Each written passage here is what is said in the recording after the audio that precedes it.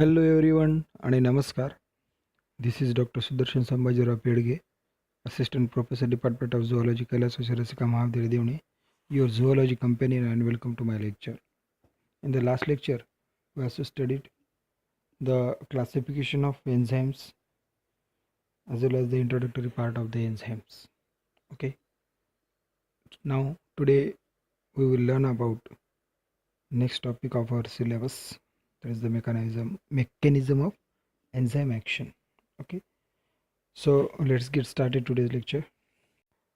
Enzyme is a equivalent to that of chemical catalyst in that it promotes a given reaction but itself remains unchanged at the end of the reaction. Okay, it is also known as that only a portion of the enzyme called the active center as well as the active sites.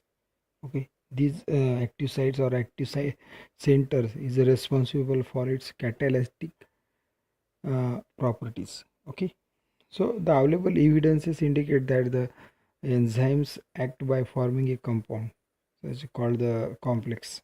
Okay, and with the substances on which they act, we call it as that is the substrate. Okay, this hypothesis dominated all other possible explanation about the mechanism of enzyme action and was later proposed, that is the Emil Fischer as well as the Coastland. These are they have proposed two types of enzyme action types. Okay, so first of all, we have first method is the lock and key hypothesis, or like lock and key method. So this method was proposed by Emil Fischer in 1894, and they have postulated that the substrate attaches itself to the protein compound of the enzyme, which has on its molecule a place of specific configuration called the active sites.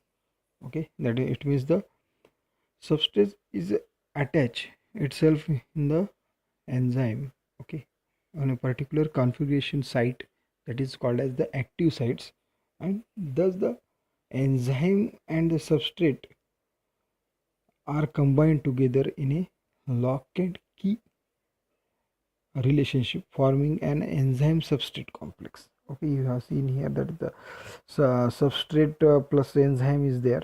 Okay, that is the substrate plus enzyme. Substrate is a act on enzyme and formation of ES. ES means the enzyme substrate complex. Okay, that is the one particular lock and key hypothesis.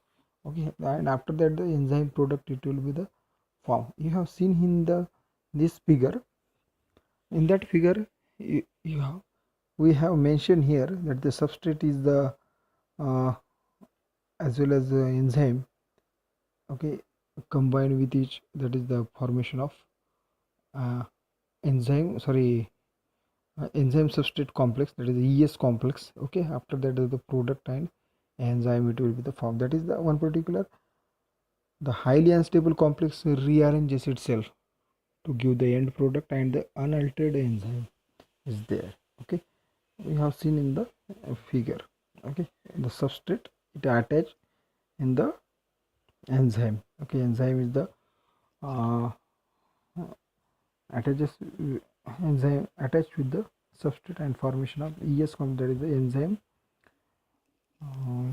enzyme substrate complex, right? Is enzyme substrate complex, we call it as enzyme substrate complex, and after that the enzyme plus product, it will be the form.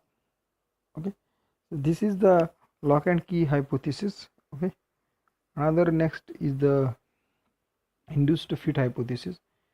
In that induced fit hypothesis, that hypothesis was proposed by Coastland 1960 and Enclave in 1965, and they have postulated a modified concept of the mechanism of enzyme action and name it as the induced fit hypothesis.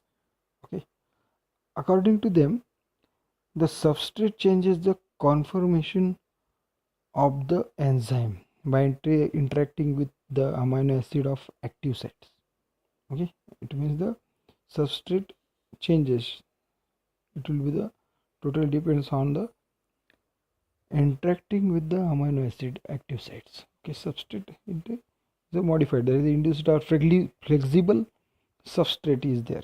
Okay, and that substrate easily attaches with the enzyme, that is the active sites, in such way that is the some chemical groups of the coiled protein portion of the enzyme become exposed. Okay, that is the ES, means enzyme and substrate, that will be the form ES complex, that is the enzyme substrate complex, and that enzyme substrate again formation of the enzyme and product. Okay, these are the two types of enzyme action. Okay, first is the lock and key hypothesis. The lock and key hypothesis, we have seen that the substrate it attaches with the enzyme and formation of one particular complex. That complex is called enzyme substrate complex, right? And after that they have produces end product. Okay, and enzymes is there, that is unaltered enzymes. Okay, because not change any kind of changes is there, because highly unstable complex. Okay, so another, the next is the induced fit hypothesis we have seen today.